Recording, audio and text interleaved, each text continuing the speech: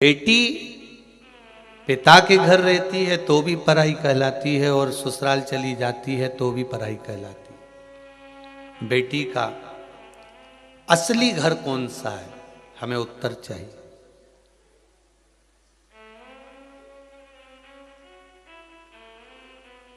उसका सही घर कौन सा है?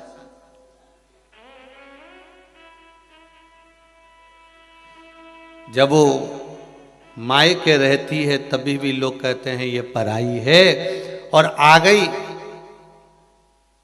उसके बाद भी उसका कोई, यहां पर आने के बाद भी लोग कह देते हैं अरे वहां की है। अगर इसको सब बात बता दो कि तो मायके जाके लगा देगी सब बात, मतलब अभी भी पराई है। वहां भी पराई थी और यहां भी पराई है। तो पूछा उस बेटी ने कि उस बेटी का सही स्थान, सही घर कौन सा है? तो मैं निवेदन करूंगा उस बेटी से कि ना मायका ना ससुराल, सबके हृदय में तेरा घर है। तो जिसके हृदय में घर बना सकती है बना ले। ना मायका ना ससुराल, तो जिसके हृदय में पति के साथ रह रही है तो पति के हृदय में घर बनाती है, बेटे के साथ रह रही है तो बेटे के हृदय में घर बनाती है, अपने पिता के साथ रह रही है तो पिता के हृदय में घर बनाती है, अपनी बहन के साथ रह रही है तो बहन के हृदय में घर बनाती है। वो विचार करो, तुम्हारा पति और तुम्हारे पिता तो एक या दो मकान बनाते हैं और उस पर अपना नाम लिख देते हैं, पर तू जब किसी के हृदय में घर बनाती है तो नाम नहीं लिखती, अपना हृदय ही उसके नाम कर देती है। ये चित्त, कोई घर तुम्हारा नहीं, ना मायका ना ससुराल। तो निवेदन है, किसी के साथ झूठ करना, किसी को धोखा देना, किसी के साथ छल करना, तो ये विचार मत करना कि वो मूर्ख है, वो पागल है, उसमें अक्ल नहीं है। अक्ल बहुत है, पर ये विचार करना कि अकल नहीं, उसका विश्वास तुम पर इतना था, इसलिए उसने ना कुछ देखा ना जाना, बस सब छोड़ दिया तेरे ऊपर और तुमने उसको मूर्ख समझ लिया।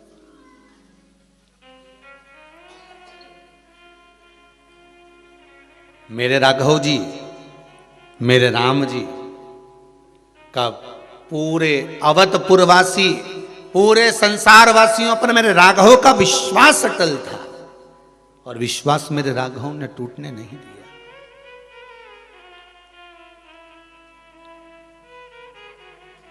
विश्वास मेरे राघव ने टूटने नहीं दिया। भरोसो दृढ़ चरणन केरो। तो आपका मन करे तब आप दान करो, आपका मन करे तब आप पुण्य करो, आपका मन करे तब आप सत्कर्म करो, पर इस शरीर को गंवाने से पहले रामकृष्ण शिव का स्मरण कर।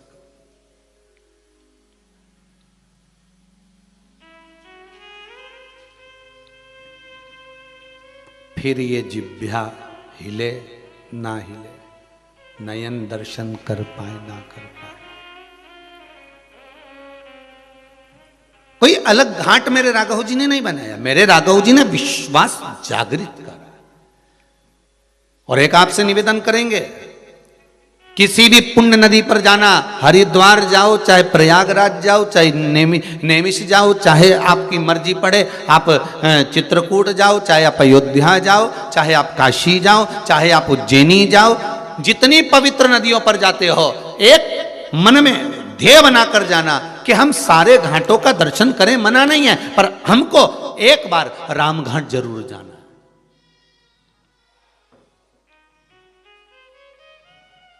तो लोग कहेंगे गुरुजी वहां तो बहुत भीड़ होती है, भले भीड़ हो, पर एक लक्ष्य बनाकर जाना कि एक बार हमको रामघाट जरूर जाना है। रामघाट क्यों? क्योंकि सारे घाटों में श्रेष्ठतम रामघाट को इसलिए कहा जाता है क्योंकि वहां सारे बंधन टूट जाते हैं हमारे। रामघाट पर क्या है? कोई दुनिया के लोग आपसे पूछेंगे कि एक ऐसा रामघाट पर क्या है, रामघाट पर है क्या, तो आप कह सकते हो कि दुनिया के सारे बंधन अगर कटते हैं तो रामघाट पर कटते हैं महाराज। चाहे वो छिपरा महारानी का रामघाट हो, चाहे गंगा महारानी का रामघाट हो, चाहे सरयू महारानी का रामघाट हो, चाहे वो त्रिवेणी संगम का रामघाट हो, चाहे काशी का राम घाट पर व्यक्ति के बंधन कट जाते हैं, बंधनों से वो मुक्त हो जाता है।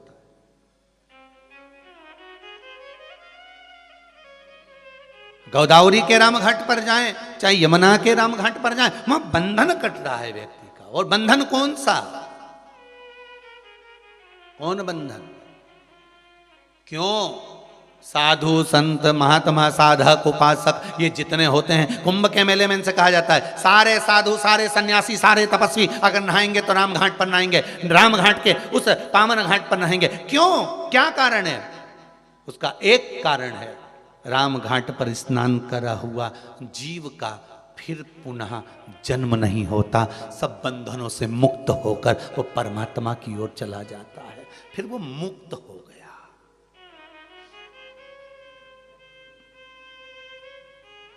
वो मुक्त है।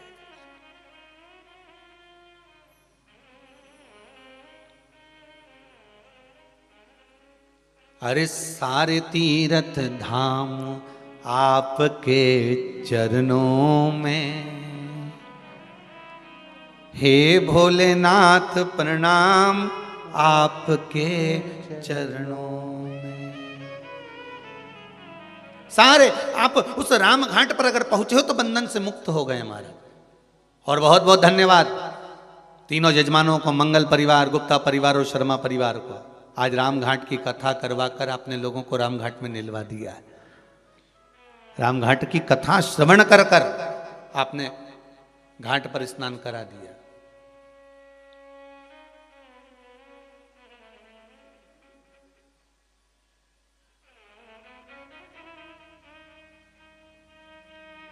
मकर संक्रांति का पर्व है। ये कोई मकर संक्रांति ऐसी नहीं पड़ गई, किसी देवता का घर जला था तब जाकर दूसरे घर में प्रवेश किया था, तब मकर संक्रांति हुई थी।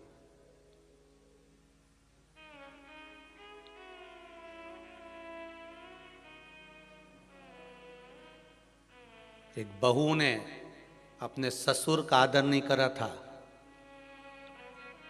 तो पिता ने बेटे के घर में आग लगा दी थी, केवल क्रोध में। तब जाकर ये मकर संक्रांति पड़ी थी। कोई ऐसे ही पड़ गई मकर संक्रांति?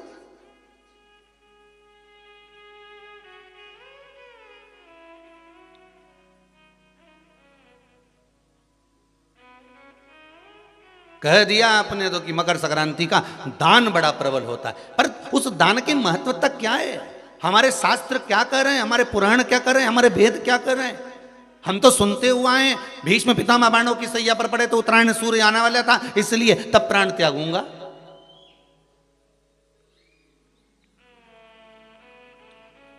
मकर राशि में सूर्य प्रवेश करेगा तब मैं आनंद पाऊंगा, तब मैं दान करूंगा पुण्य। तो आखिर दान की महत्वता इतनी प्रबल कैसे हो गई? वो तिल की महत्वता इतनी प्रबल कैसे हो गई? वो गुड़ की महत्वता इतनी प्रबल कैसे हो गई? कहीं हमारे यहाँ एक भी मैसेज में ये नहीं लिखा हुआ आया होगा कि शक्कर तिल्ली का दान करो, गुड़ तिल्ली का दान। तिल शनि है और गुड़ सूर्य है। ज्योतिष के हिसाब से तिल शनि है और गुड़ सूर्य है। कोई साधारण सा भाव नहीं प्रगटा है महाराज जी। इस मकर संक्रांति पर केवल लोगों ने कह दिया कि पतंग उड़ा लो, तो कितनी अच्छी बात है, हिंदू धर्म में कम से कम एक दिन दिया, उड़ा लो जितनी मैंने उड़ाओ, पर एक ही दिन उड़ाना रहे और एक ही दिन काटना। बाकी के दिनों में ना तो किसी के बारे में उड़ाना और ना किसी की काटना।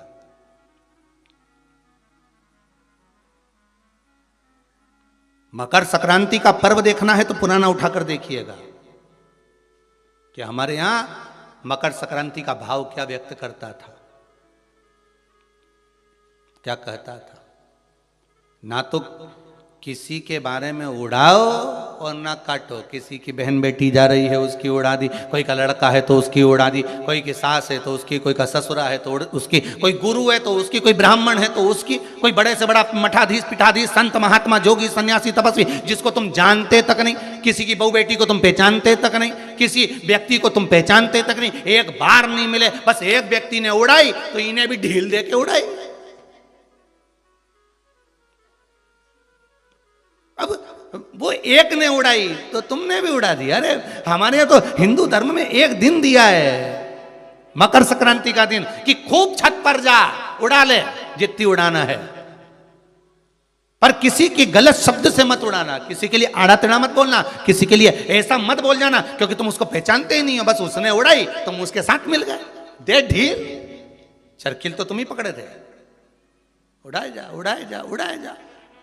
उन्हें उसकी बेटी के लिए कुछ कहा, 4 लोगों ने मिलकर और कह दिया, 5 लोगों ने मिलकर और कह दिया। किसी के बहू के लिए कहा, एक ने कहा, दूसरे ने फिर कह दिया, 4 ने मिलकर फिर कह दिया। किसी के बेटे के लिए कहा, किसी गुरु के लिए कहा, किसी ब्राह्मण के लिए कहा, किसी संत के लिए कहा, किसी साधु के लिए कहा। किसी ने एक संत पर उंगली उठाई, सबने उड़ाना चालू कर दिया। किसी ने एक गुरुजन पे उंगली उठाई, सबने उड़ाकर चालू कर दिया। हम उड़ा रहे, ना तो जानते ना पहचानते, ना देखा ना भाला, ना कभी उससे मिले ना जाने, बस उसने उड़ाई थी और तुमने जरखिल से ढील देकर उड़ाना चालू कर दिया।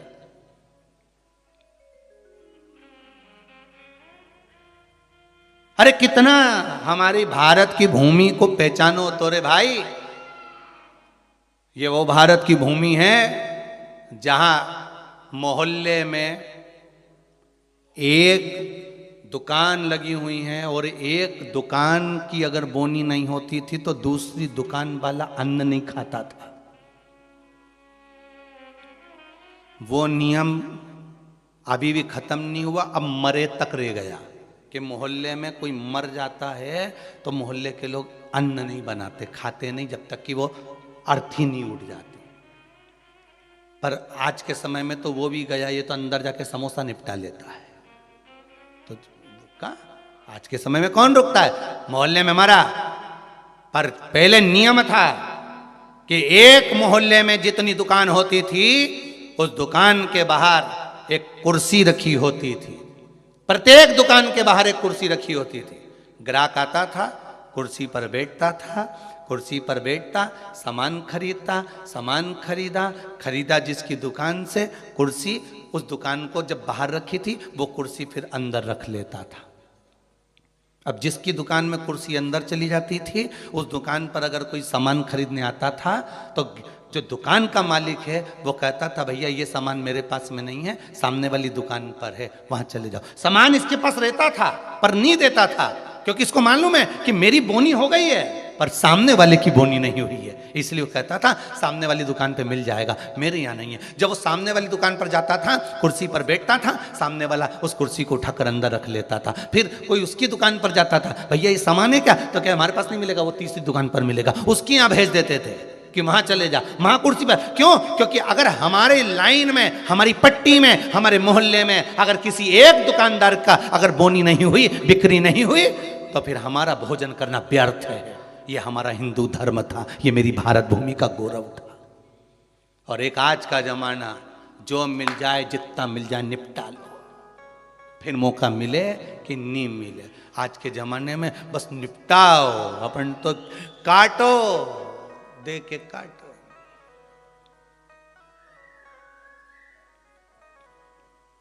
अरे भगवान से भी कहना, पतंग उड़े आकाश माने, डोर थारा हाथ मां, ओ वल्लभ मारी पतंग ऊंची राख जो। श्री जी बाबा मारी पतंग ऊंची राख जो। गोवर्धन बाबा मारी पतंग ऊंची राख, ओ भोले बाबा मारी पतंग ऊंची राख जो। भगवान से प्रार्थना करना। और दिया एक दिन भगवान ने, उड़ा लो जितनी उड़ाना है।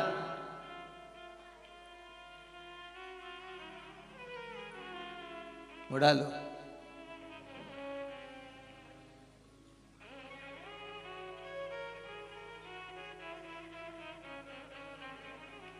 महाराज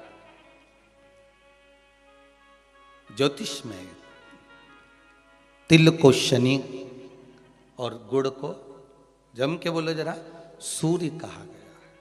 दोनों बाप और बेटे का मिलन करवाया, क्योंकि इन दोनों की बनती नहीं थी। शनि की सूर्य से ना बने, सूर्य देव की शनि देव से ना बने, दोनों का मिलन है, दोनों का मिलन। महाराज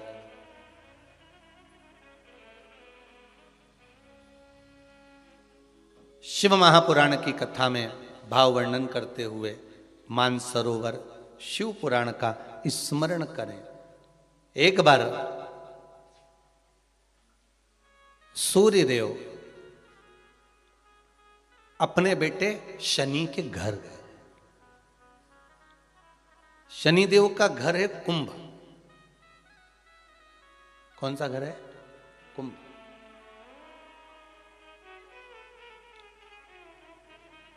एक सरल भाषा में लेना, घर में अगर ससुर आए, घर में घर का बुजुर्ग आए, बड़ा आए, तो उसका आदर होना चाहिए कि नहीं होना चाहिए। हमारी शिव महापुराण की कथा तो यहां तक कहती है कि आपकी उम्र से अगर कोई बड़ा आ रहा है तो आपको खड़े हो जाना चाहिए, यहां तक शास्त्र कह रहा है। कोई आदरणीय आ रहा है, कोई गुरुजन आ रहा है, कोई साधु जन, कोई सन्यासी, तपस्वी, साधक, उपासक, ब्राह्मण जन, घर के कोई बड़े, माता पिता, ताऊ ताई, चाचा चाची, जो घर के बड़े आ रहे हैं, अगर कोई वयो आ रहा है, कोई वृद्ध आ रहा है, अपने केवल घर के ही नहीं बाहर का भी अगर कोई बड़ा है, आदरणीय है, सत्कार वाला है, सम्मान वाला है, तो उठ के खड़े हो जाना चाहिए।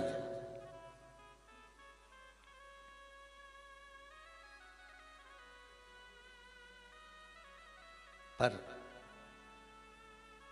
जिन शनि महाराज का विवाह चित्ररथ की कन्या के साथ हुआ था, वो चित्ररथ की कन्या तो ये विचार में पड़ी थी कि मैं स्वयं इतनी प्रबल और जिसका पति इतना प्रबल,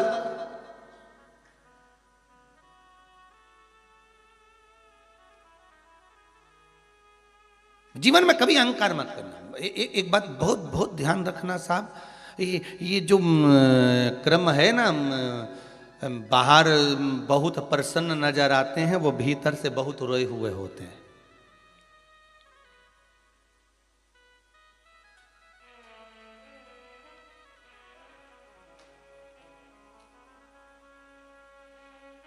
किसी ने पूछ लिया,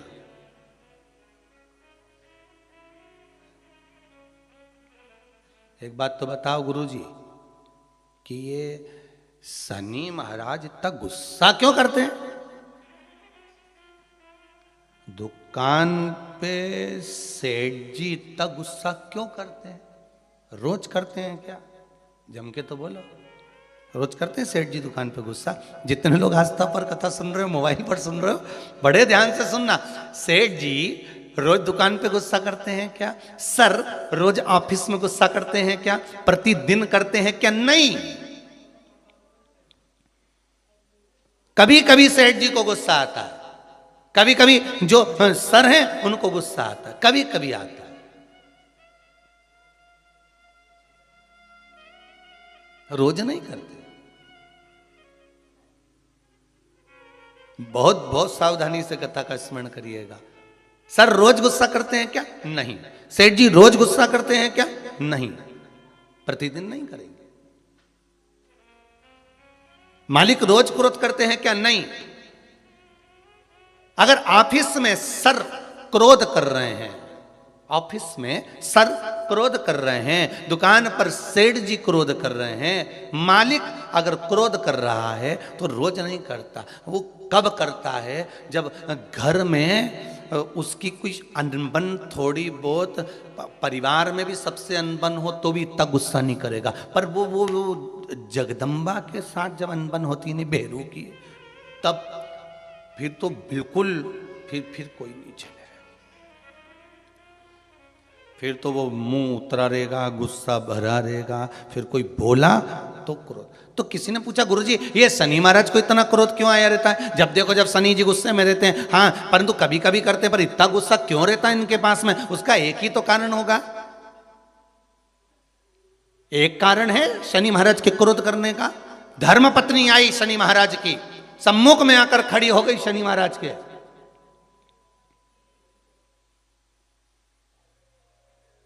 और अपने कार्य में शनि महाराज लगे रहे। माना आप व्हाट्सएप चलाओ, पर घरवाली खड़ी है तो थोड़ा सावधानी से एक बार मुंह से बात तो कर लो। तुम्हें यूट्यूब चलाना है, फेसबुक चलाना है, इंस्टाग्राम चलाना है, व्हाट्सएप चलाओ, लैपटॉप चलाना है, फोन जो कुछ करना करो, पर जो आई है चाय लेकर बात करने के लिए 2 मिनट, उसने भी तो अपना मोबाइल रख के आई ना, चाय बना के लाई ना, और 2 कप लाई इसलिए लाई कि अपन दोनों बैठ के बात करेंगे। तो शनि महाराज जी की धर्म पत्नी भी ये सोच के आई थी कि मेरे प्रभु के पास में बैठकर मैं थोड़ी चर्चा करूं, मैं थोड़ी बात करूं, पर ये तो देखे ही नहीं लगा। आ गया क्रोध, और क्रोध में बस खड़ी होकर बोल दी, मेरा श्राप है स्वामी तुमको। अब देखिए जरा शनि महाराज की पत्नी, मेरा श्राप है स्वामी तुमको, तुम मुझे नहीं देखे हो, अपने कार्य में लगे हो, मैं श्राप देती हूं, तुम जिस पर दृष्टि दोगे वो जलकर भस्म हो जाएगा। बहुत अच्छे थे शनि महाराज, ऐसा नहीं है, थे अच्छे, परंतु ये जगदम्बा के कारण गुस्सा आ गया बस, और श्राप मिला जिस पे दृष्टि दोगे, बस वो शनि महाराज ने भी सोच लिया अब क्या करूं, श्राप लग गया। भगवान शनि महाराज भी विचार करे कि अब किसी को भी देखूंगा तो, इसलिए शनि महाराज की दृष्टि नीचे रहती है, सामने कभी नहीं रहती। शनि मंदिरों में जितने भी शनि मंदिर हैं, आप सारे शनि मंदिरों में जाकर दर्शन करोगे तो शनि महाराज की दृष्टि सामने है, पर शास्त्र कहता है शनि महाराज ने दृष्टि अपने ऊपर नहीं रखी, नीचे की ओर रखी है, नीचे झुकाकर। अब लोग समझे तो ना, मंदिरों में जितने शनि मंदिर हैं सब मंदिरों में शनि की दृष्टि सामने रख दी, जो आता है तेल चढ़ाने पूजन करने के लिए दृष्टि सम्मुख होती है। शनि महाराज ने अपनी दृष्टि नीचे रखी है। शनि महाराज दृष्टि कब उठाते, जब किसी को नष्ट करना हो। तुम जिस पर दृष्टि डालोगे वो जलकर भस्म हो जाएगा, ये शनि महाराज की धर्म पत्नी ने कहा है।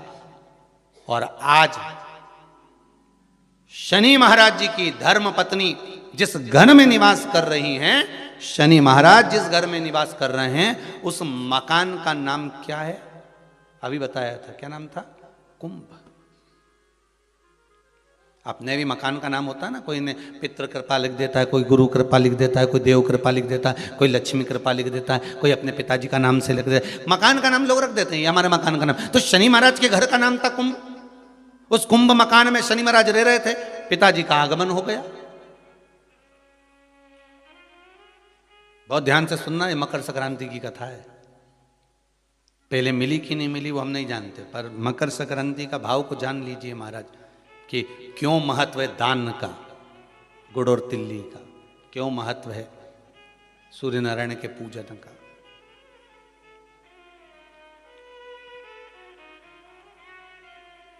महाराज, शंभु शरणे पड़ी मांगू घड़ी रे घड़ी, दुख काटो दया करी ने दर्शन आपो। हे शिव करुणा सागर भगवान ओघड़दानी त्रिकालदर्शी शंकर की कथा कर रही है।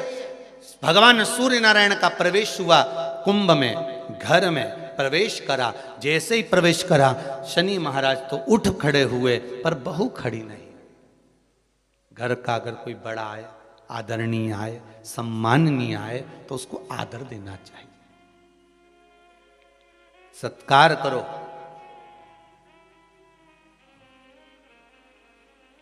तेरा ही दिया मैंने खाया पिया है, तेरा शुक्रिया है, तेरा शुक्रिया। मुझे भोले बाबा ने बहुत दे दिया है, तेरा शुक्रिया है, तेरा शुक्रिया है। थोड़ा सा आदर करो। अच्छा, दोनों में विचार बड़े विचित्र होते हैं। बहू सोचती है मैं सास को सुधार दूं, और सास सोचती है, जम के बोलो, बहू को सुधार। और सुधरती दोनों ही नहीं है। धीरे धीरे करके सिधर जाती है पर सुधर नहीं पाती। और कितना सुंदर भाव कहा है महाराज, अपन अपने आप को तो सुधार नहीं रहे, सब कुछ सुधार रहे। हमारे घर में शांति नहीं है गुरुजी, बहुत तकलीफ है गुरुजी। फिर गए किसी के पास में, उन्होंने कहा चलो हाथ दिखाओ, लाओ जरा तुम्हारा ग्रह दशा देखते हैं। और उन्होंने कहा एक काम करो, फिर किसी को बुलाया, कोई वास्तु शास्त्री बाबू आ गए, किसी ने मकान देखा, कह दिया घर बदलो, घर ठीक नहीं है, इसमें कुछ ऐसी चीज है कि तुम बर्बाद हो जाओगे। अब तुमने क्या करा, किसी के कहने पे जम के बोलो जरा, बदला कि नहीं बदला? जब इतनी बड़ी बात कह दी तो भाई घर बदल लिया, ठीक है। अब वो घर बदल के किराए का मकान में चले गए, और किराए के मकान में 20,000 रुपये महीना लगना चालू हो गया। अभी तक वो लग नहीं रहा था ना, अब 20,000 रुपये महीना किराए के मकान में लगना चालू हुआ। और जो 20,000 रुपये लगना चालू हुआ, थोड़े दिन तक तो थोड़ा लगा कि हाँ थोड़ी शांति है, 2 महीना 4 महीना 6 महीना ऐसा लगा, खूब शांति आ गई। महाराज बिल्कुल सही किया था, एकदम बढ़िया बोला था। अच्छा वो अपन ने घर छोड़ दिया। और 2-4 महीने जब 20,000 रुपये देने, फिर जो झगड़ा चालू हुआ, मकान मालिक बोला 20,000, गैस की टंकी, बच्चों की फीस। फिर जो जैसे कल कथा में था ना, गौरी कुंड पे उफान, गंगा जी का जल, बस वैसा उफान जो आया। अब फिर किसी के यहाँ आ गई, महाराज शांति नहीं बिल्कुल भी, बड़े दुखी हो गए। घर में रत्ती सारा सुखे पर शांति नहीं है, बिल्कुल नहीं है। फिर किसी ने कहा एक काम करो, थोड़े दिन के लिए तुम ये वाला नेकलेस पहन लो, थोड़े दिन के लिए तुम ये धारण कर लो, थोड़े दिन के लिए ये वाले कलर के कपड़े पहनो। ये जब गुरुवार आए तो पीला पहनना, बुधवार आए तो ये कलर का पहनना, काला पहन लेना, ये पहन लेना, वो पहनना। फिर लिबास बदला। अभी क्या बदला था? घर। अब क्या बदला है? लिबास।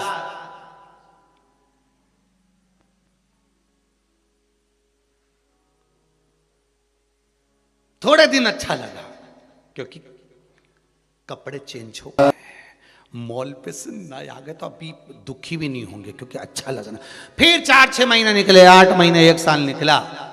उसके बाद फिर किसी बात बड़े दुखी हो गए, बड़ी तकलीफ है। क्या हुआ? क्या? बस पूछो ही मत, व्यापार में भी बड़ी तकलीफ है, घर में भी है। फिर किसी ने कह दिया तुम्हारे रिश्तेदार तुम पे कुछ करवा रहे हैं। फिर तुम्हारे रिश्तेदार कर रहे हैं। अब क्या करा इसने? रिश्तेदारी छोड़ दी, क्योंकि महाराज जी ने कहा था रिश्तेदार करवा, रिश्तेदारी छोड़ दी। अब अभी क्या बदला था? सबसे पहले जम के बोलते जाओ, घर बदला, फिर लिबास बदला, फिर रिश्ते बदल दिए। अब थोड़े दिन किसी से फोन पे बात नहीं हो रही, किसी से बातचीत बंद हो गई। अब ऐसा लग रहा है वो ही करा रही थी, अब तो अच्छे, हमारा तबीयत भी अच्छी हो गई। अब 2, 4, 8, 15 दिन, 1-2 महीना, 4 महीना, 6 महीने अच्छे रहे, फिर मालूम पड़े तकलीफ आ गई। फिर किसी ने कह दिया, किसी क्या गया, क्या हुआ? वो तुम्हारा जो सहेली है ना, और वो दोस्त है ना तुम्हारा, बहुत वही सब कुछ कर रहा है। अब बचा कुछ दोस्त बचे थे, सहेली बची थी, तो पहले क्या बदला? घर। फिर क्या बदला? लिबास। फिर क्या बदला? रिश्तेदार। अब क्या बदल रहे हो? एक दोस्त छोड़ा, एक सहेली छोड़ी, दूसरी बना ली। पर शिव महापुराण की कथा कर रही है, जब सब कुछ बदल के देख लो और कुछ बदलने के लिए ना बचे, तो अपने पुराने घर में रहकर अपने आप को बदल कर देख लेना, सब बदला हुआ नजर आ जाएगा। हम खुद को नहीं बदल पा रहे हैं, बाकी के हमने सब कुछ बदल दिया।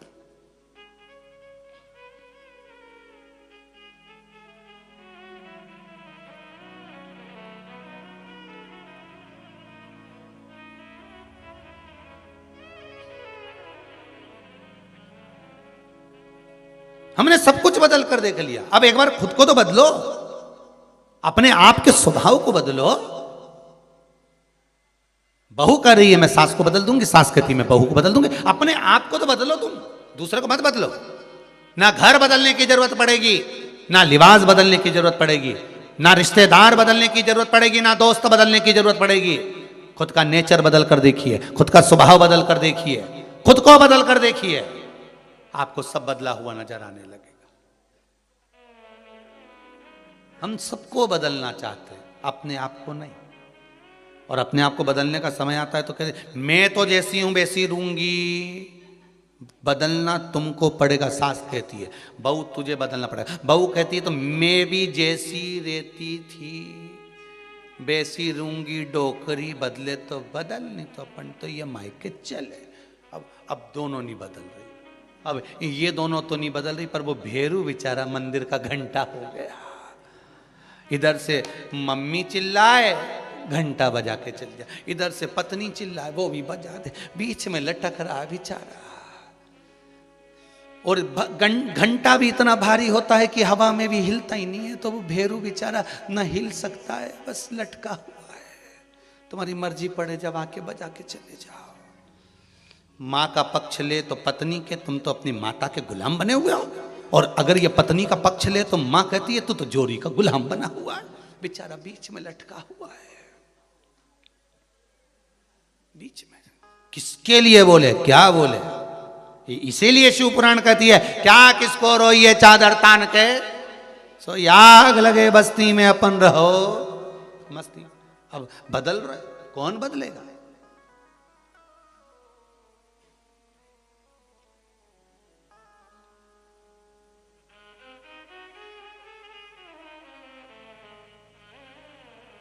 महाराज अगर शिव भक्ति है, महाराज शिव स्मरण है, तो उसमें भाव कहा गया आप स्वयं को बदलिए। और मुझे इस बात का बड़ा गर्व है, आज दुनिया के लोग शिव महापुराण की कथा सुनकर, जितने लोग मोबाइल पर सुन रहे हैं, जितने फेसबुक पर सुन रहे हैं, जितने यूट्यूब पर सुन रहे हैं और जितने आस्था चैनल पर सुन रहे हैं, इन सभी श्रोताओं पर मुझे गर्व है इस चीज का कि आपने दूसरे को नहीं बदला, आपने अपने आप को बदला है। एक लोटा पानी आप स्वयं लेकर मंदिर जा रहे हो, आप स्वयं बेलपत्र चढ़ा रहे हो, आप स्वयं पशुपतिनाथ का व्रत कर रहे हो, आप स्वयं सोमवार की अष्टमी कर रहे हो, आप स्वयं प्रदोष का व्रत कर रहे हो, आप स्वयं शंकर जी को एक चावल का दाना चढ़ा रहे हो, आप स्वयं शंकर भगवान पर एक फूल चढ़ा रहे हो। आपने दूसरे को बदलना नहीं है, आपने खुद को बदला। और आप खुद को बदले, इसलिए धीरे धीरे देखते देखते पूरा परिवार बदल गया, फिर रिश्तेदार बदल गए, फिर मोहल्ला बदल गया। अब पूरे मोहल्ले में जो शंकर जी का मंदिर होगा उसमें तुमने चालू करा था, अब तुम्हें भी लाइन लगाकर पूजन करना पड़ रही होगी, क्योंकि तुमने बदला है। ये सियोर वाले महाराज ने नहीं बदला। सियोर वाले महाराज की सामर्थ्यता नहीं किसी को बदलने की, बदलाव तुम लेकर आए। कोई कहे सियोर वाला महाराज कुबेरेश्वर धाम बना रहा, सियोर वाले महाराज की दम नहीं है दादा, वो तो उसकी घर की छत नहीं बना पाया। कौन बना? कभी आप आए सियोर में तो हमारे घर की छत देखेंगे ऊपर वाली, तो वो सीमेंट में से भी पानी टपकता, 2 जगह से पोपड़ा नीचे टपक गया, पानी बैठ गया छत में तो वो नीचे टपक गया, सीमेंट का वो प्लास्टर। जिसकी खुद की सामर्थ्यता नहीं घर बनाने की, वो क्या धाम बनेगा? ये तो कुबेरेश्वर धाम आप सबने बनाया है, आप सबने।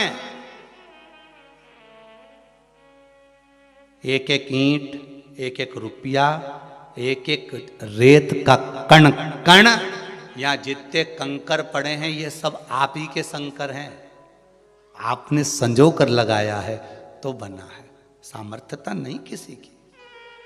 आज हम कहें कि ये गुप्ता परिवार कथा करा रहा है इछावर से आकर, या भवानी मंडी से आकर ये मंगल परिवार कथा करा रहा है, या ऑस्ट्रेलिया का वो शर्मा परिवार कथा करा, नहीं नहीं नहीं, ये तो प्रभु कृपा हुई है इन पर। और सबसे ज्यादा कृपा तो आप लोगों पर हुई है जितने श्रोता कथा सुन रहे हैं, और वो भी मकर संक्रांति के पर्व पर कई लोगों को नहीं मालूम होगा कि ये भगवान शनि महाराज के घर में आग लग गई थी। भगवान पिता ने आग लगा दी थी अपने बेटे के घर में, और फिर बेटे ने दूसरा घर का निर्माण करा था। एक घर था कुंभ, फिर इस कुंभ घर में आग लगी थी, तब दूसरा घर बना था मकर।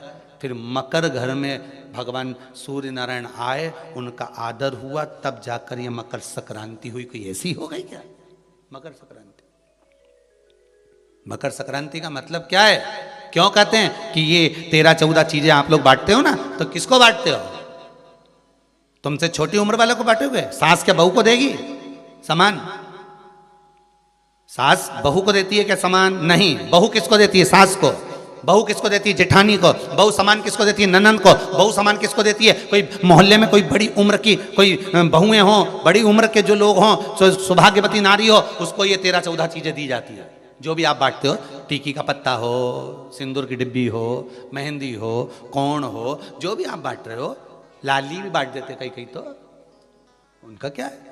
तो ये जो चीज आप लोग बांटते हो, ये किसको देते हो आप लोग? किसको प्रदान करते हो? छोटे को नहीं, घर से बड़े को, जो आपके अवस्था से बड़े हैं, जो आपसे बड़े हैं, आप उनको दे रहे हैं। क्यों देते हैं बड़ों को? यहां आदर का भाव दिखाया गया, यहां आदर दिखाया गया कि यहां कुंभ में शनि महाराज अपने घर में रह रहे थे, सूर्य नारायण भगवान का आगमन हुआ, आज बेटे से मिलने का भाव जागृत हुआ और कुंभ में प्रवेश कर गए। जैसे ही घर में प्रवेश करे, अब घर में प्रवेश करे तो आदर का भाव होना चाहिए था महाराज, आदर का भाव प्रकट होना चाहिए था।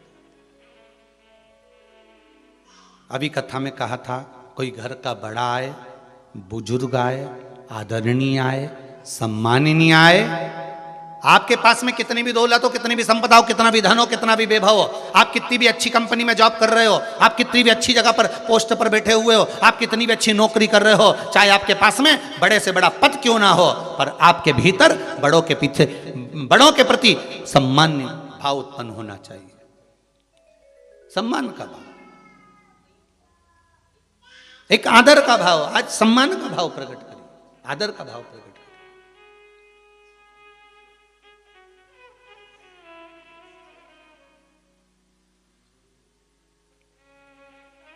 महाराज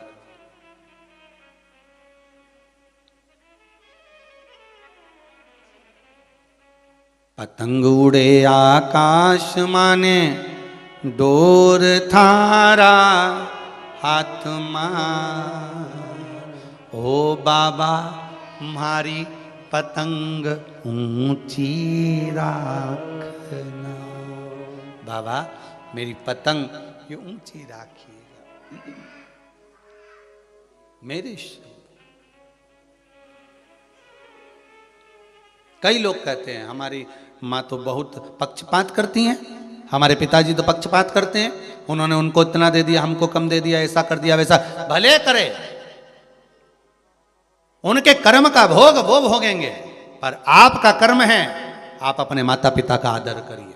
जब वो आपके घर में आए, आदर दीजिए, और नहीं आते, कितना भी झगड़ा हो, कितना भी लड़ाई हो, कितना भी विवाद हो, कितनी भी विवाद हो, बात खत्म ना करते हुए, बात बंद ना करते हुए, एक बार उनको बुलाओ जरूर कि मेरे घर पर आइए। आदर करो, सम्मान करो, सत्कार करो।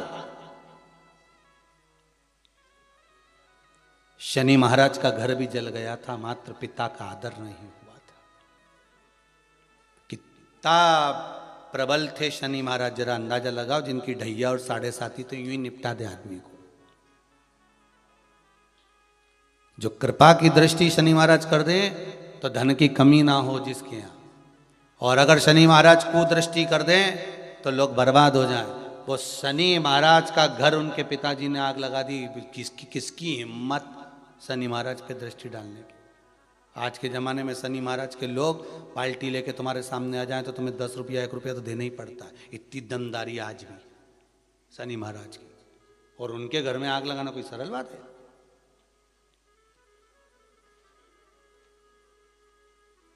सीधा सीधा बोल्ड आदमी से भिड़े हैं, सीधी बात।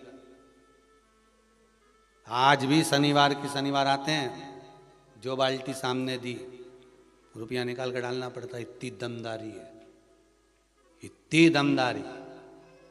अच्छा अच्छा भी पर्स टटोलता रहे, देखो 1 रुपया हो 2 रुपया, देखो जरा।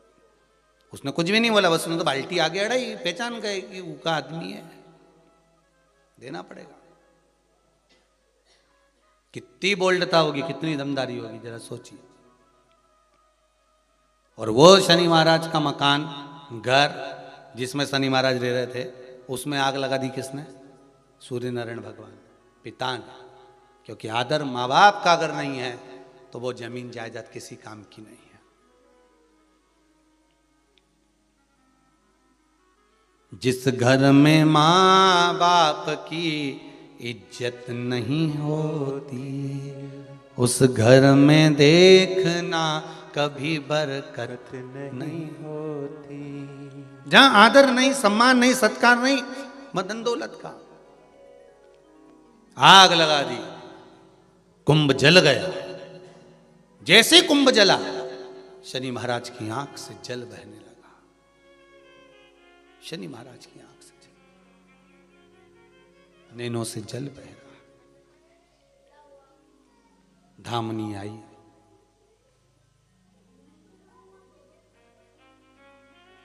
पूछा क्या हुआ? आज घर में आग लग गई।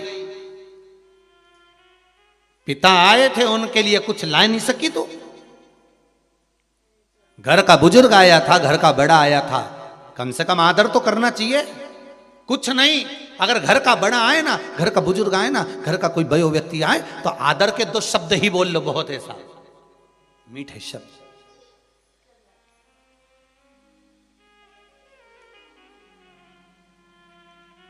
जोधपुर की सरदारपुरा की कथा जब हुई थी, तो उस कथा में कहा था जोधपुर में कि अगर कुछ नहीं दे सकते किसी को, मकर संक्रांति पर आपके पास में देने के लिए अगर चावल नहीं है, खिचड़ी नहीं है, लड्डू नहीं है, गुड़ नहीं है, तिल नहीं है, 1 रुपया भी दान करने के लिए अगर आपके पास में नहीं है, तो हमने उस सरदारपुरा की कथा में सत्संग भवन में कहा था, कुछ भी नहीं आपके पास में, तो आपकी वाणी तो है ना, प्रेम के बोल बोल लीजिए, राम नाम, कृष्ण नाम, शिव नाम का दान दे दीजिए। श्री शिवाय नमस्तुभ्यम, ये दान दो।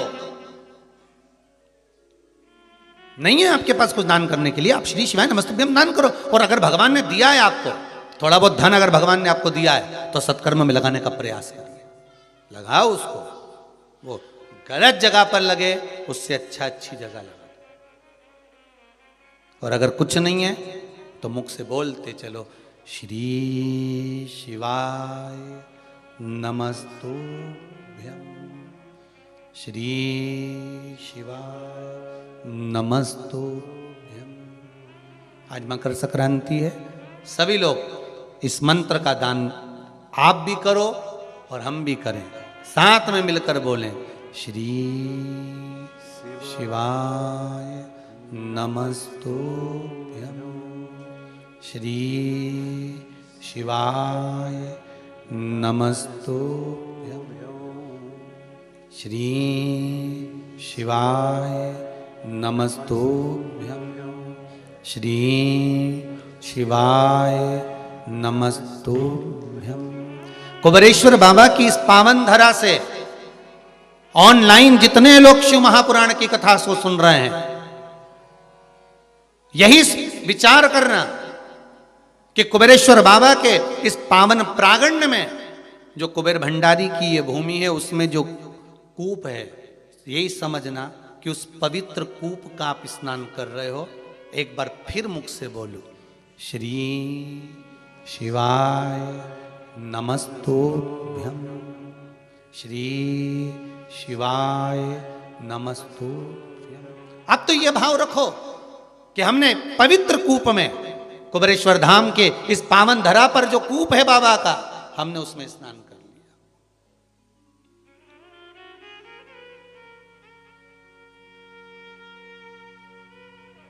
मंत्र का दान दे दो, नहीं है कुछ, मंत्र का दान दीजिए, राम नाम, कृष्ण नाम, शिव नाम दान दो। महाराज कुंभ जल गया। शनि महाराज ने अपनी पत्नी से कहा, देखो कुछ बचा है घर में, कुछ बचा है घर में, देखिए जरा। शनि महाराज की धर्म पत्नी दौड़ कर गई है और जाकर देखा तो धधक धधक कर जल रहा था, कुछ भी नहीं बचा था, कुछ भी नहीं है। तब शनि महाराज ने अपने पिताजी के चरण पकड़े, गलती हो गई, मेरा पिता आया था, मैं आदर नहीं कर पाया। मेरे पिता आए, सूर्य नारायण आए और मैं आदर नहीं कर पाया।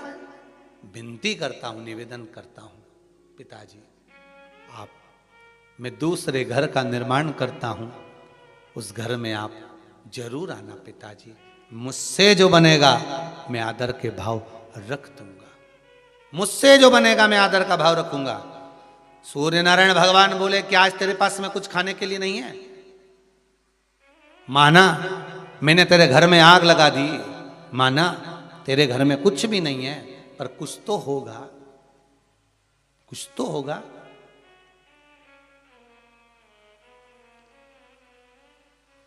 अंदर गई चित्ररथ की पुत्री, दौड़ कर गई शनि महाराज की धर्म पत्नी। थोड़ा सा तिल और गुड़ रखा हुआ था, तिल और गुड़ लेके आई, भगवान को देने लगी। सूर्य नारायण भगवान ने कहा, तेरे घर को आग मैंने लगाई है, इस तिल और गुड़ को तो मैं उस दिन लूंगा जिस दिन तू नए घर में प्रवेश करेगा,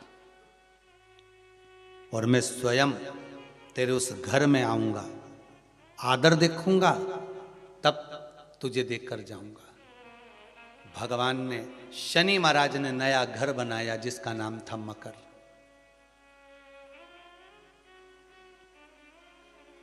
उस कुंभ में आग लगाई, मकर में भगवान शनि महाराज ने बार बार अपने पिताजी को आदर कर कर कहा, पिताजी पधारो, पिताजी पधारो। पिताजी कहते हैं, जब उत्तरायण भाव में भ्रमण करते हुए आऊंगा, सब देवताओं के घरों में प्रवेश करते करते आऊंगा, तब शनि तेरे घर में भी प्रवेश करूंगा। तब मकर में प्रवेश किया तो शनि महाराज की पत्नियां दौड़कर तिल गुड़ से अपने पिता का आदर करने लगी। जानकर सूर्य नारायण भगवान ने वर प्रदान कर दिया। आज मैंने इस मकर राशि में प्रवेश करा है, मकर के अंदर प्रवेश करा है, जो मुझे गुड़ और तिल्ली का दान देगा, सूर्य को अर्घ देगा, सूर्य का स्मरण करेगा, मेरा स्मरण करने वाला कभी खाली नहीं रहेगा। जैसे शनि को नया भवन दिया, जो मुझे आनंद से स्मरण करेगा, आज के दिन जो दान पुण्य भजन कीर्तन स्मरण करता है, पुराण और वेद को श्रवण करता है, मेरी पावन चरित्र को सुनेगा, उसको भी मैं नूतन नूतन भाव प्रदान करता रहूंगा, नूतन भाव। इसलिए होती है मकर संक्रांति और तिल और गुड़ का दान। मैं धन्यवाद दूंगा सभी श्रोता भाई बहनों को जिन्होंने गौ माता के लिए गुड़ के दान के लिए शुल्क जमा कर कर यहाँ पर मैसेज किया, उसके लिए भी धन्यवाद है। जो शिव मंदिर के लिए दान दे रहे हैं, और एक निवेदन करूँगा आप सबको, आजीवन भोजन भंडारे वालों को खास तौर से कहूँगा कि आप लोग जो आजीवन भोजन भंडारे के सदस्य बन रहे हो, उनसे निवेदन है कि अगर 14 तारीख और 15 तारीख को आजीवन भोजन भंडारे के सदस्य बन रहे हो तो अलग से कोई तारीख मत लिखाओ।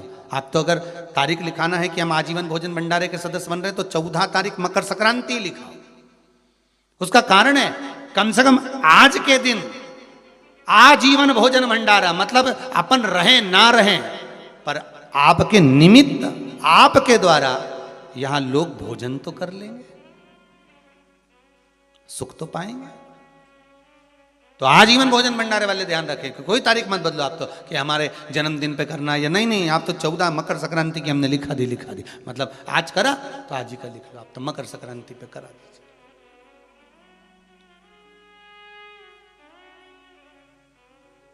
सिद्धता भगवान सूर्य नारायण कर रहे हैं, भगवान भास्कर देव कर रहे हैं, सुनो शनि तुम नए घर में प्रवेश करे हो, इसलिए तुम्हारे घर में मैंने प्रवेश करा है। जो मुझे तिल का और गुड़ का भाव देगा, दान पुण्य स्मरण करेगा, मकर राशि के अंतर्गत मैं प्रवेश करा हूं, तुम्हारे घर में संपदा की वृद्धि होगी। दान धर्म पुण्य संकीर्तन स्मरण ये कभी घटता नहीं। और आप सभी को मकर संक्रांति के पावन अवसर पर बहुत बहुत बधाई देते हुए भाव प्रकट कर रहे हैं कि कम से कम आपने मकर संक्रांति की कथा को श्रवण तो करा, जनमानस तक ये कथा पहुंची तो सही। और मुझे विश्वास है कि ये कथा केवल आप सुने यहीं तक मत रहने देना, इस कथा को जन जन तक पहुंचा दो, जन जन तक भेजिए इस कथा को कि मकर संक्रांति पर क्यों गुड़ और तिल का दान होता है, किस लिए होता है।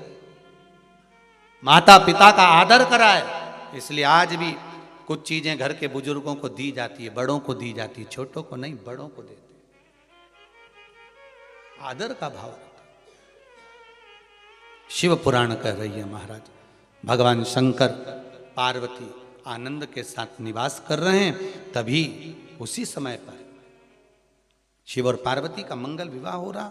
और मंगल विवाह के समय पर कल कथा में अपन ने श्रवण करा था कि पार्वती मैया को क्रोध आ गया। और आज भी वो गौरी कुंड जो हिमाचल में विराजमान है,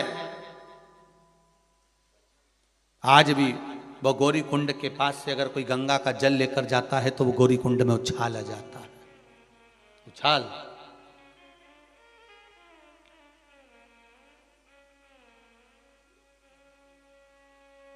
साधारण गौरी कुंड नहीं है, बड़ा सुंदर है महाराज। कभी आपको मौका मिले, आप कैलाश का दर्शन करने नहीं जा सकते, आप अगर चीन पहुंचकर कैलाश का दर्शन नहीं कर सकते तो एक बार जाकर आप मणि महेश का दर्शन जरूर करना। बीच में गौरी कुंड पड़ेगा, फिर मेरे मणि महेश पड़ेंगे। भगवान शंकर जैसा कैलाश पर्वत की शोभा है वैसी मणि महेश की शोभा है, वैसी मणि महेश की शोभा। एक बार मौका मिले तो जरूर दर्शन करें। महाराज भगवान हिमालय राज अपनी पुत्री को ले गए और अपनी बेटी को लेकर भगवान गए और भगवान भोलेनाथ के साथ में विवाह करने का वचन देकर गए हैं हिमालय राज। और वचन देकर बेटी को लेकर गए, चलो पार्वती चलो, मैं तुम्हारा विवाह शिव के साथ कराऊंगा, मैं वचन देता हूं आप। पार्वती जी कहती हैं, पिताजी मान लो मैं घर गई और आपने कहा कि मैं शिव से विवाह नहीं करूं। नहीं बेटी, मेरा वचन है, आपने शंकर को राजी करा है, शिव को राजी करा है, तो बेटी मैं शिव को ही ब्याहूंगा। और निवेदन है, पार्वती रूपी इस मन को कहीं दो मत दो, पर शिव को जरूर दो, शंकर को दीजिए। ये मन, ये आत्मा, ये चित्त, ये आत्मा ना तो जलती है, ना कटती है, ना जल में गीली होती है, ना सूखती है, ये अजर और अमर है। तो किसी ने कहा कि भगवान शंकर पार्वती को कथा श्रवण कराए, तो पार्वती ने कथा श्रवण करी। पार्वती मैया ने जब कथा श्रवण करी तो उनको निंद्रा आ गई, निंद्रा आ गई, पार्वती जी सो गई, उन्होंने कथा नहीं सुनी। पर शिव महापुराण की कथा कहती है, ये मन, ये चित्त, ये आत्मा अगर परमात्मा में लगी है तो ये अमर है, ये अजर है। ये शरीर भस्म हो जाता है, शरीर जल जाता है महाराज, पर आत्मा अजर और अमर है। तेरी कृपा बिना न हिले एक भी अणु, लेते हैं श्वास तेरी कृपा से तनु तनु। हे गंगधार मुक्ति द्वार ओमकार तो, बोले ओमकार तो। आयो शरण तिहारी शंभो तार तार तार तार तो। हे भोलेनाथ, हे त्रिकालदर्शी, गए सुंदर आनंद में भगवान शिव के विवाह की तैयारी होने लगी।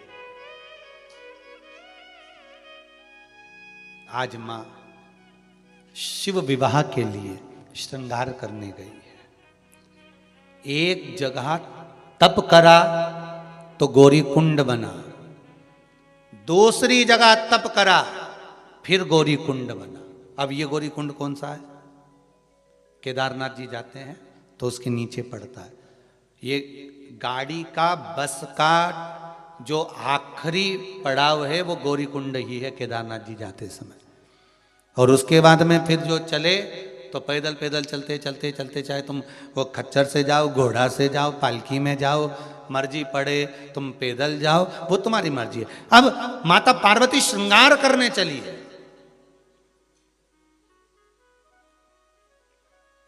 एक गौरी कुंड पर बैठकर तप करा है, एक गौरी कुंड पर बैठकर तप करी है, और तप करने से भगवान शंकर को प्राप्त करा है, शिव को प्राप्त करा है। और अब की बार जा रही है वो गौरी कुंड पर श्रृंगार करने के लिए जा रही है।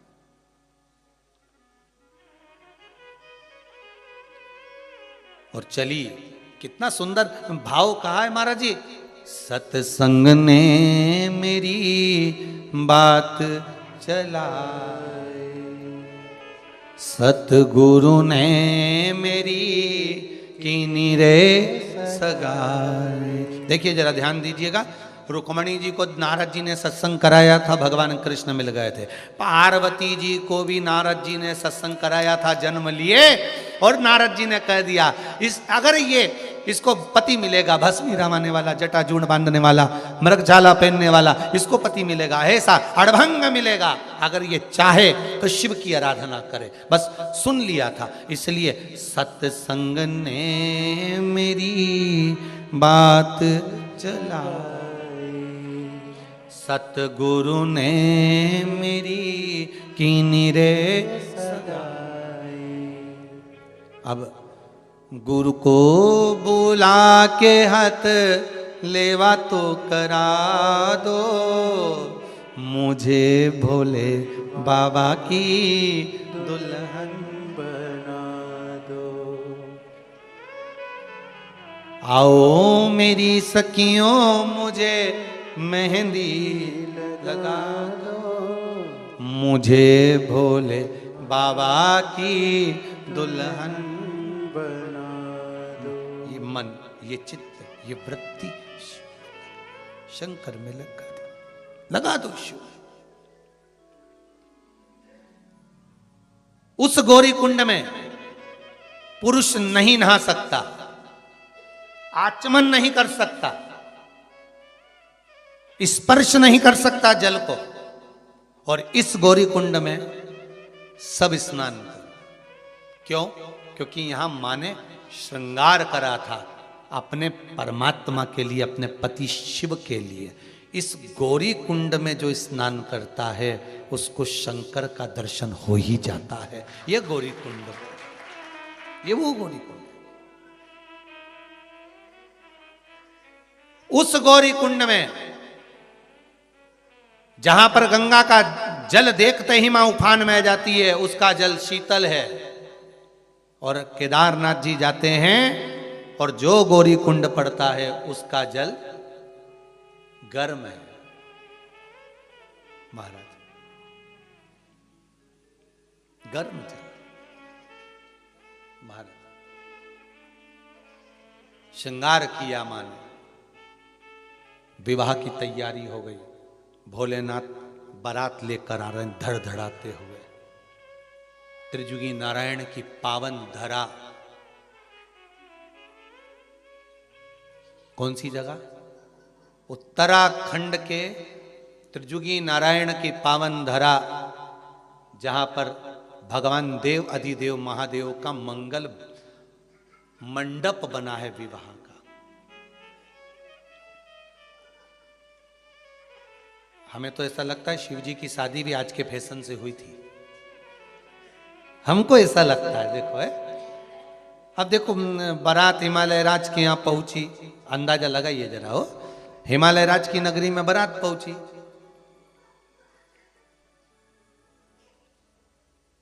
शादी कहाँ होना चाहिए, भोजन कहाँ होना चाहिए, सब जगह अलग अलग निश्चित करी। इस ग्राउंड में ब्याह होगा, इस ग्राउंड में भोजन होगा, वहाँ मंडप लगेगा, वहाँ फेरे होंगे, वहाँ स्टेज लगेगा, वहाँ ये होगा। तो शंकर जी का जो मंगल विवाह हुआ था वो त्रिजुगी नारायण में हुआ था,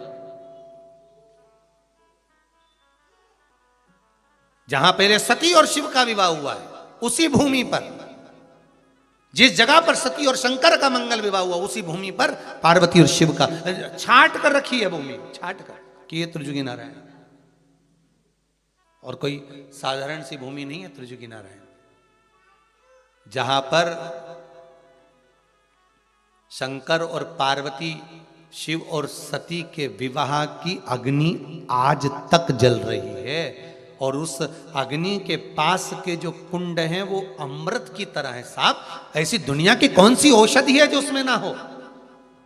हमने कई बार कथाओं में वर्णन किया कि अगर बड़े से बड़ी बीमारी भी हो गई है, कैंसर जैसा बड़ा रोग भी हो गया है, तो घबराना नहीं है, शंकर पर छोड़ दो, महामृत्युंजय पर छोड़ दो।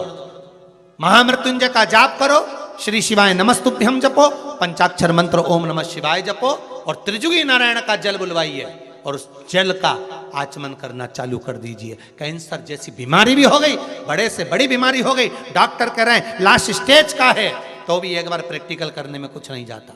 उस शंकर के, जहां शिव और सती का, जहां शंकर और पार्वती का विवाह हुआ था, उनकी भावर की अग्नि जो जली थी आज तक जल रही है, आज तक वो अग्नि जल रही है। वो अग्नि के जो भावर डली थी, वहां जो कुंड है, उस कुंड का जल मंगवाओ, उसको पिलाओ जीव को, थोड़ा थोड़ा आचमन कराइए। अभी तो खैर पट बंद हो गए होंगे, जब खुले तब बुलवा, पर हिम्मत नहीं आना। डॉक्टर ने बोल दिया लास्ट स्टेज का कैंसर है, ये है वो है, करो तो। हमने इसी कुबेरेश्वर धाम पर देखा है साहब, इसी कुबेरेश्वर धाम पर कि कई रोगी आते हैं, कई रोगी आते हैं, बड़े से बड़ी बीमारियां लेकर आते हैं, पर बाबा का नाम लिया, स्मरण करा, चल